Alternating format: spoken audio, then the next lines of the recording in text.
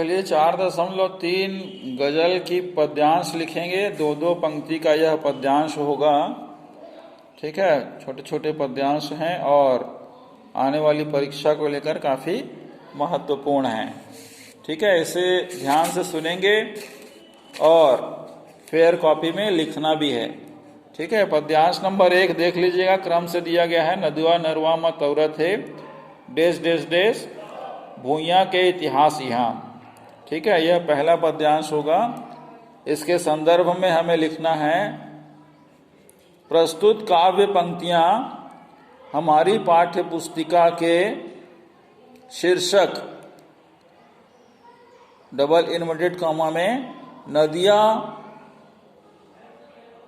योजक चिन्ह बनाकर नरवा माँ तौरत है सिंगल इनवर्टेड कॉमा बंद कविता से ली गई है, जिसके रचयिता श्री मुकुंद कौशल जी हैं।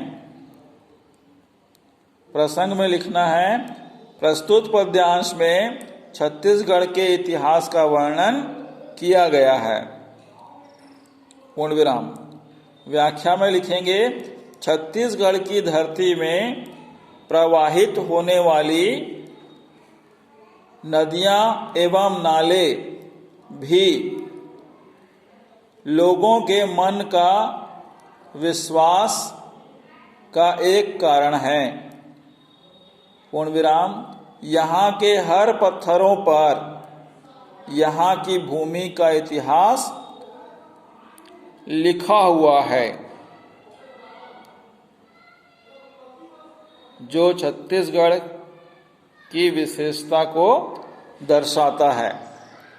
ठीक है, पूर्ण विराम।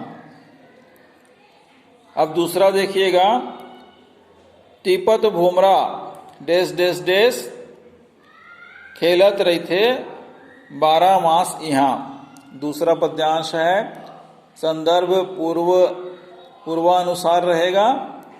ठीक है, प्रसंग में लिखना है, सूर्य की गर्मी कामा वर्षा आदि ऋतुओं तथा बच्चों की क्रीड़ा ब्रैकेट में लिखेंगे खेल ब्रैकेट बंद का वर्णन किया गया है। ठीक है, व्याख्या में लिखेंगे, सूर्य की प्रचंड ताप से गर्म धूल में तथा बरसात के समय जल में हम लोग इसके अभ्यस्त हो चुके हैं। पूर्ण विराम। तथा लड़कों के साथ खुडवा ब्रैकेट में लिखेंगे कबड्डी के समान खेले जाने वाला एक खेल ब्रैकेट बंद वर्ष भर अर्थात 12 महीने खेलते रहते हैं। पूर्ण विराम। तपती हुई धरती हो अथवा बरसात हो, भीगने के हम आदी हो चुके हैं। पूर्ण विराम। मौसम चाहे कोई भी हो, हम लड़कों के साथ खुडवा का आनंद वर्ष भर अर्थात 12 महीने लेते रहते हैं। ठीक है, पूर्ण विराम। अब देखेंगे तीसरा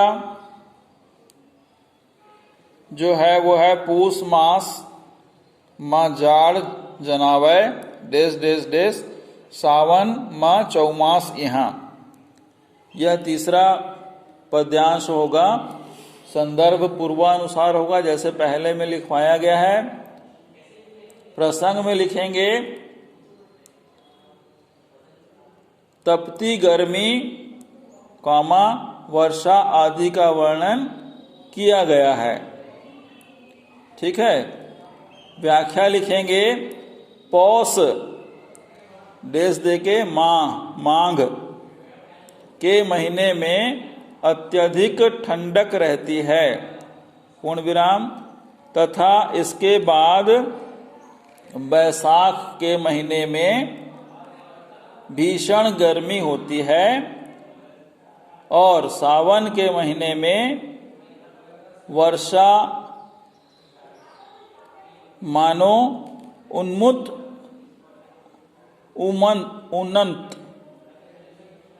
वर्षा मानो उन्मत्त हो गई हो, जो थमने का नाम ही नहीं ले रही है, पूर्ण विराम। वर्षा के थमने पर उमस बढ़ जाती है, पूर्ण विराम। इस प्रकार के 4 महीने हमारे छत्तीसगढ़ में स्थिति बनी रहती है, पूर्ण विराम। ठीक है, तो आज के लिए अगला जो पद्यांश है चौथा, वो है ये भुइयां के बात अलग है, लइका मनन अगास यहाँ।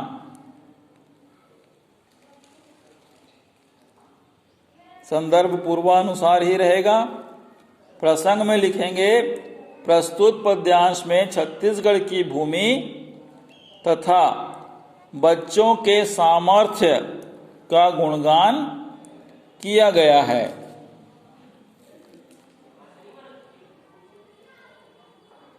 व्याख्या में लिखेंगे, कवि श्री मुकुंद जी कहते हैं कि छत्तीसगढ़ की इस भूमि की बात ही अलग है, इसका मैं क्या गुणगान करूं।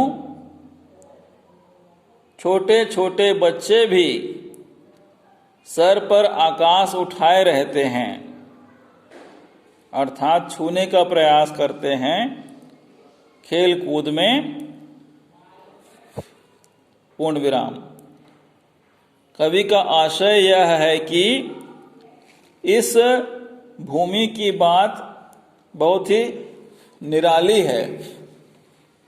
छोटे छोटे बच्चे भी संघर्ष से पीछे नहीं हटते हैं और आकाश को छूने का सामर्थ्य रखते हैं, पूर्ण विराम। तो आज के लिए इतना ही। इसे फेयर कॉपी में लिखिए, याद कीजिए, समझिए, इस गजल का आनंद लीजिए, है ना। बाकी के जो पद्यांश हैं आपको कल फेयर कॉपी में लिखवाए जाएंगे। अपना ध्यान रखेंगे, अनुशासन में रहेंगे। आपका बहुत बहुत धन्यवाद।